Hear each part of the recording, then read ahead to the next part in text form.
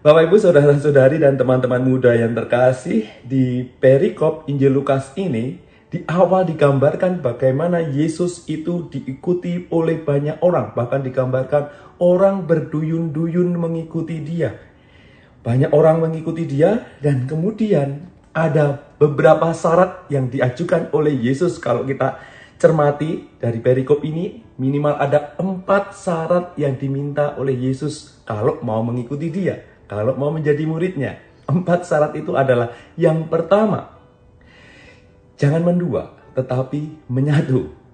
Ikuti dia, satu-satunya sang keselamatan. Kita diajak untuk berani mengikuti dia.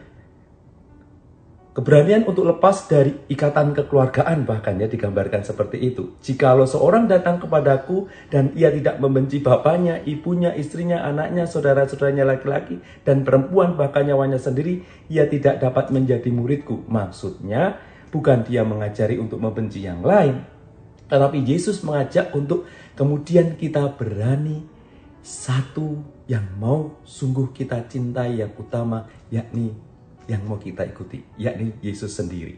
Supaya kita kemudian tidak belok-belok, tidak kemudian kesana kemari gitu kan. Ya, saya mau mengikuti dia setelah saya mengikuti yang lain dan sebagainya. Saya mau mengikuti yang lain dulu baru mengikuti Yesus. Tetapi dia mau mengajak kita satu, sungguh mencintai, mengikuti dia dan tidak belok kemana-mana. Syarat pertama. Syarat yang kedua adalah keberanian untuk serupa dengan Yesus yang tersalib. Ia berkata, barang siapa tidak memikul salib dan mengikuti dia, ia tidak dapat menjadi muridku. Kita diajak untuk mengikuti dia, siap untuk memanggul salib.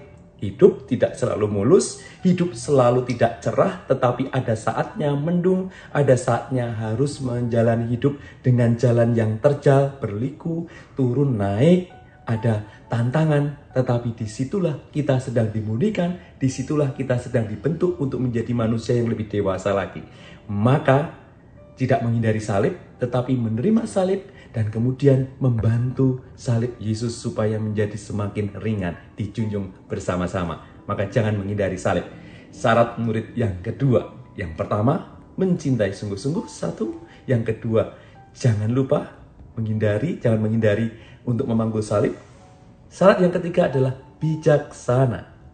Kita ditantang untuk menjadi orang yang bijaksana, seperti orang yang memperhitungkan kalau bangunan diperhitungkan kekuatannya, sehingga jangan sampai mangkrak di tengah jalan. Kalau sedang berperang dihitung kekuatannya, jangan sampai kemudian kalah di tengah jalan tanpa perhitungan. Maka kita diajak untuk menjadi orang yang bijaksana.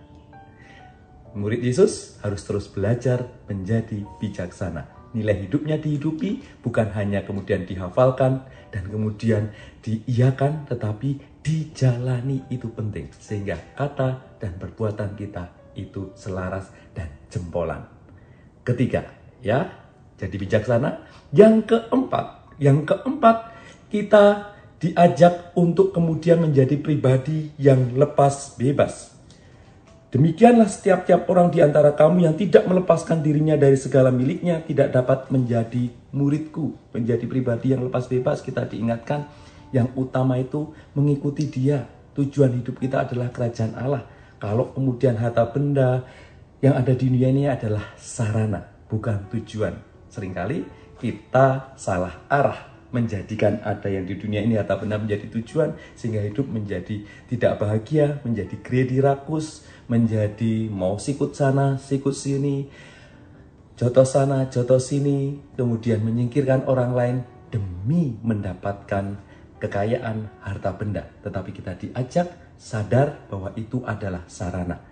Terutama adalah sarana untuk berbuat baik, sarana untuk memuji dan memuliakan Tuhan. Maka ada 4 hal tadi, masih ingat semuanya? Semoga diingat, kalau enggak dengerin lagi dari awal. Ada 4 syarat minimal dari perikop hari ini menjadi murid Yesus. Apakah dia sudah memanggilmu? Kamu sedang menjalani panggilannya, maka jalaninya dengan sungguh-sungguh dan terus dimurnikan, terus disempurnakan. Atau kamu pura-pura tidak mendengar, atau sudah mendengar kamu menghindar, ataupun kamu harus saja menolaknya. Menolaknya halus, menolaknya dengan frontal gitu kan ya. Pikirkan kembali karena dia terus memanggilmu. Dengar dia panggil kamu terus-menerus dan jawabannya ada di dalam dirimu. Keberanian untuk memikul salib, keberanian untuk total mengikuti dia, keberanian untuk menjadi bijaksana, dan keberanian untuk lepas bebas atas hidup kita. Tuhan memberkati, salam untuk keluarga, dan jadilah pribadi yang terus tulus bagi sesama, sehingga kita bisa menjadi kabar sukacita bagi banyak orang yang membutuhkan sapaan dan uluran tangan dari kita semua. Tuhan memberkati. Bye.